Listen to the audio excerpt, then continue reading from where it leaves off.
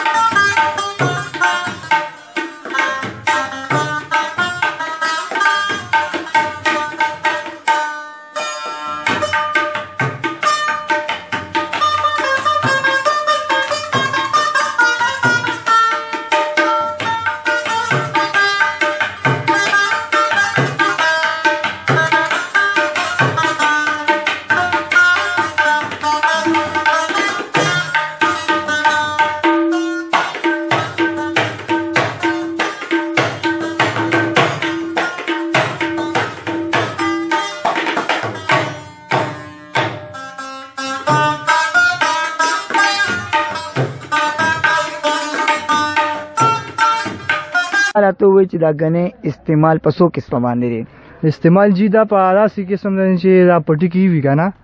نو دا کسان راځي د سارو ته ضرورت خلکو د غیا لپاره نو دا غنی خلک سپینې د کیشین پاندي هغه ځان ته غیا ته لپاره پانګر یوسی بیا غنی موږ ته پاتې شي نو غاڼه کې جی دا موږ بیا دینه جوس وباسو جوس جی بیا جی جوس چوزي هغه خپل غټ کړی وي ای پسې بیا جی اورولي 3 غنټې نه تقریبا 2.5 غنټو نه 3 غنټو پورې دا یو پورجی راځي دا غاڼه د شي کنه د دې جوس وزي او د غاڼه د غنی چې کم پوسته کړي جی دې ته څه وایي دې جی پوګ وایي مونږ ولا د دې دا چې کم شربت پخېږي داګه د پردا خشاک دی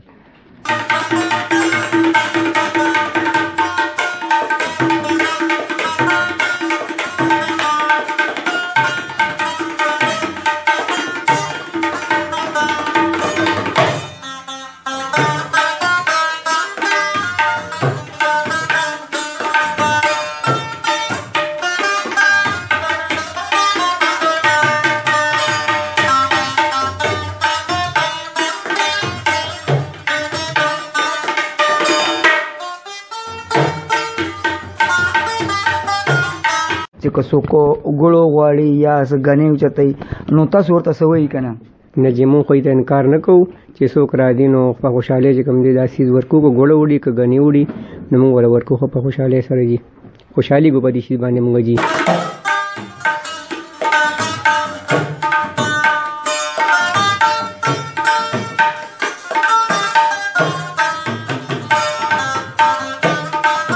مونږ دلته کې موجود دي د دې غاڼې جوکی ماما سره تاسو کو چې د څومره مودینه ادا کار کوي بابا دا تاسو څومره مودینه ادا کار کوي یاره زه خو شلو کارونه بجې کوم خالي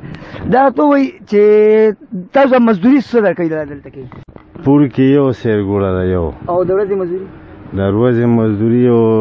څلور پورو 300 شلو په جوړیږي او دړې ګوړه جوړي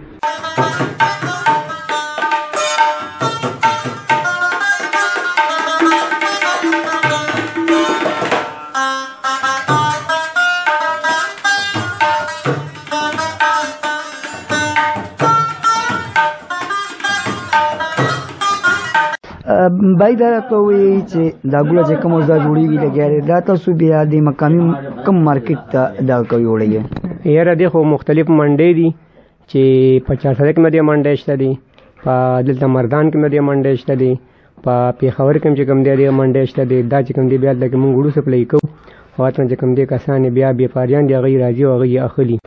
د 400 د ګوړې معیار څه دی د ډېر کوالټي هوټل چې کوم دی خاطر د موږ د علاقو د ګوړې لکه ډېر انتهایی مشهور ده د خو کوو امان د پاکستان نه چې کوم دی پسته باندې کوم دی 400 ګوړه چې کوم دی دا ډېره معیاري ده ډېره ښه ده